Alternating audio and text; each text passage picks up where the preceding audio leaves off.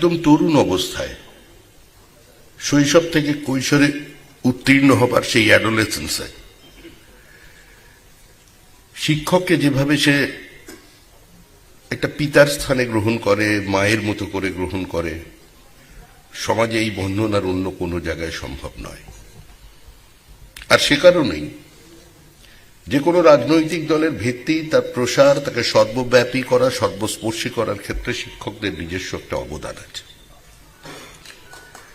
34 বছরের বাম শাসন টিকে থেকেছিল কারণ তাদের সংগঠনের মূল চাবিকাঠি ছিল পশ্চিমবঙ্গের শিক্ষকরা। শিক্ষকদের জন্য বামফ্রন্ট তাদের বেতন বৃদ্ধি করেছিল, তাদের জীবনমানের কিছুটা পরিবর্তন আনতে তারা সক্ষম হয়েছিল। কিন্তু আমরা তো নিজেদের মতো করে রাজনীতি করি, আমরা আমাদের কথা বলি। আমরা কি করতে চাই এখানে প্রত্যেকটি শিক্ষিত মানুষের জানা। সীমাবদ্ধতার মধ্যে দিয়ে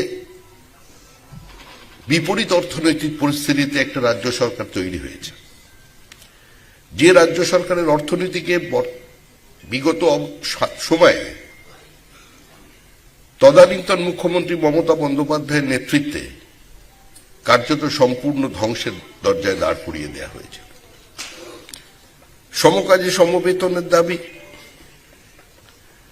কখনো ভিন্ন ভিন্ন ক্ষেত্রে চাকরি লুঠের বিরুদ্ধে শিক্ষকরা রাস্তায় অবস্থান করেছেন। শিক্ষক না হলেও যার মেধাকে কার্যত আলু পটলের মতো বাজারে বিক্রি করে দেওয়া হয়েছিল, তিনিও শিক্ষক, তিনিও পুলিশের লাঠিচার্জের শিকার হয়েছেন। এই পরিস্থিতি ভারতবর্ষের অন্য কোনো প্রদেশে তৈরি হয়নি। শিক্ষকদের চাকরি বিক্রির যে ধারাবাহিকতা বজায় রেখেছিল তৃণমূল কংগ্রেস, আজকে এটি একটি নজিরবিহীন ঘটনা ভারতবর্ষের ক্ষেত্রে।